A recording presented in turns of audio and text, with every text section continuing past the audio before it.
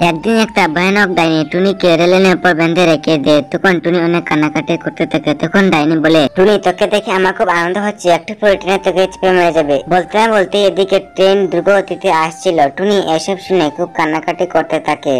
তখন তার কান্নাকাটি শুনে তার সামনে একটি ভালো পেতনি চলে আসে এবং ভালো পেতনি বলতে থাকে, তুই পাখিদের কেন এরকম মারছিস, ওকে ছেড়ে দে।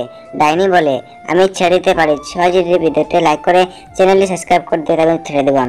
একদিন টিঙ্কুর বন্ধুরা পুতুল নিয়ে খেলছিল। টিঙ্কুর কাছে কোনো পুতুল ছিল না, তাই তার বন্ধুরা তাকে ওখান থেকে তাড়া করে দেয়। টিঙ্কু মন খারাপ করে বাড়িতে এসে এবং তার মাকে বলে, আমাকে একটা যদি পুতুল কিনে আনতে পারো তাহলে তুমি আমাকে জন্ম দিয়েছো কেন? টুনি তার সন্তানের এসব কথা শুনে সে দোকানে যায় পুতুল চুরি করতে। যখনই পালাতে যাবে তখন দোকানদার টুনিকে ধরে নেয় এবং টুনিকে মারতে থাকে এবং টুনি মাথা ফেটে যায়। টুনি কোনোরকম বাড়িতে আসে এবং এসে তাকে পুতুলটি দিয়ে সেখানে মারা যায়। একদিন টুনি জঙ্গলে খাবার খুঁজতে যাচ্ছিল। তখন তার সামনে একটি পাথর এসে পড়ে। টুনি সেই পাথরটাকে জোরে লাথি মারে। পাথরটি আকাশে উড়ে উড়ে যাচ্ছিল এবং ডাইনির মাথায় এসে পড়ে। ডাইনি সেখানেই ছটফট করে মরে যায়।